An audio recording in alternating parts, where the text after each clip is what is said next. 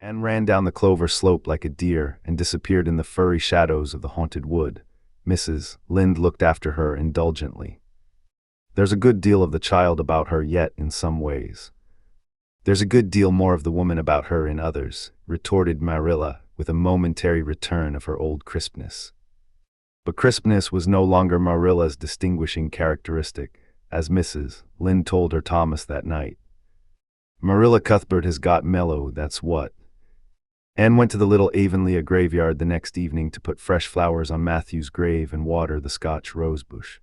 She lingered there until dusk, liking the peace and calm of the little place, with its poplars whose rustle was like low, friendly speech, and its whispering grasses growing at will among the graves. When she finally left it and walked down the long hill that sloped to the lake of shining waters, it was past sunset, and all Avonlea lay before her in a dreamlike afterlight, a haunt of ancient peace. There was a freshness in the air as of a wind that had blown over honey-sweet fields of clover. Home lights twinkled out here and there among the homestead trees. Beyond lay the sea, misty and purple, with its haunting, unceasing murmur. The west was a glory of soft mingled hues, and the pond reflected them all in still softer shadings. The beauty of it all thrilled Anne's heart, and she gratefully opened the gates of her soul to it.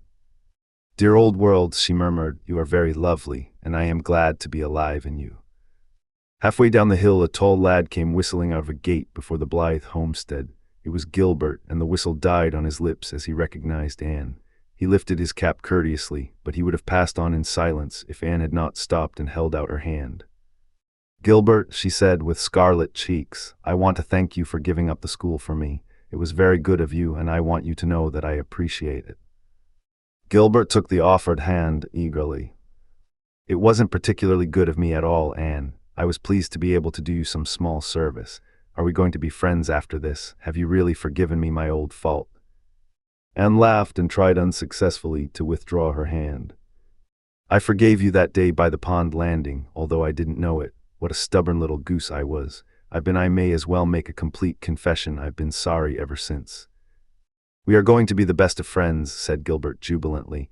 "We were born to be good friends, and you've thwarted destiny enough. I know we can help each other in many ways. You are going to keep up your studies, aren't you? So am I. Come, I'm going to walk home with you." Marilla looked curiously at Anne when the latter entered the kitchen. "Who was that came up the lane with you, Anne?" "Gilbert Blythe," answered Anne, vexed to find herself blushing.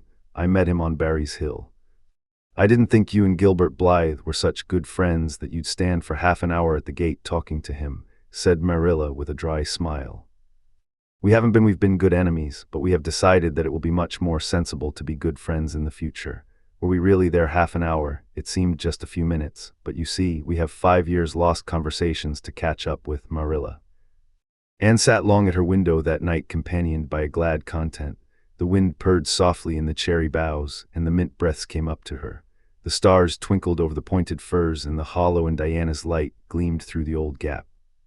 Anne's horizons had closed in since the night she had sat there after coming home from Queen's.